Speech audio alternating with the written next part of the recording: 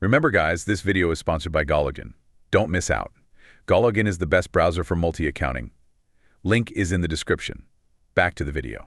Their own timeline, their own journey, and like comparing ourselves to others or letting these societal expectations dictate our choices, that can lead to a lot of Oh yeah, for sure. unhappiness, And Nabatanzi actually shares this like really personal and kind of poignant detail in the article where she says, some badly want children, but unfortunately they can't get pregnant.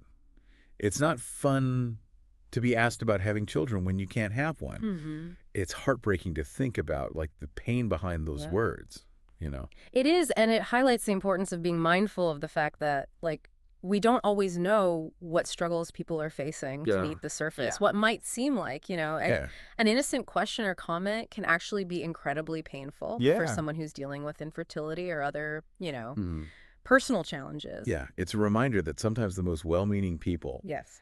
can like inadvertently cause hurt with their words. Yeah. And sometimes the kindest thing we can do is just listen without judgment, I think that's a crucial point. Instead of jumping in with like advice or opinions, just offering a listening ear can be incredibly powerful. It shows that you care and that you respect their experiences and that you're there for them without trying to, fix them or their choices. Makes me think about a time when I felt like pressured to follow a certain career path that everyone else seemed to think was right for me. Right. But it wasn't what I truly wanted. Yeah.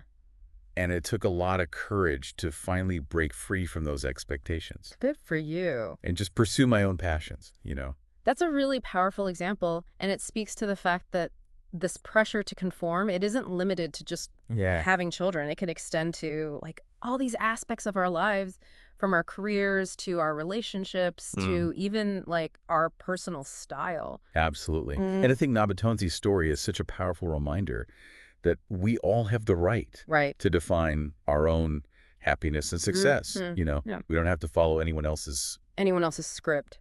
Exactly. Yeah, and it's a call to action for all of us, I think, to be more mindful and compassionate in our interactions with others, to recognize that everyone is on their own unique journey, you know, and to respect the choices they make, even if we don't, fully understand them.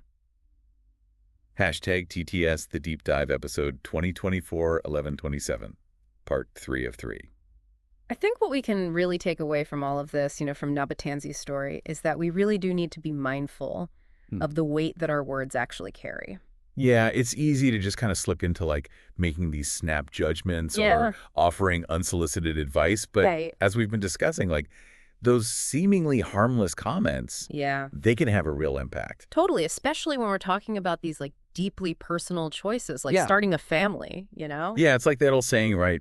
Don't judge someone until you've walked a mile in their shoes. Right. We never truly know what someone else is going through. Right, exactly. And that kind of raises an interesting question for all of us. Yeah. How can we be like more supportive? Yeah. And understanding when these sensitive topics come up. Maybe it starts with just, listening without judgment. Yeah, just listening.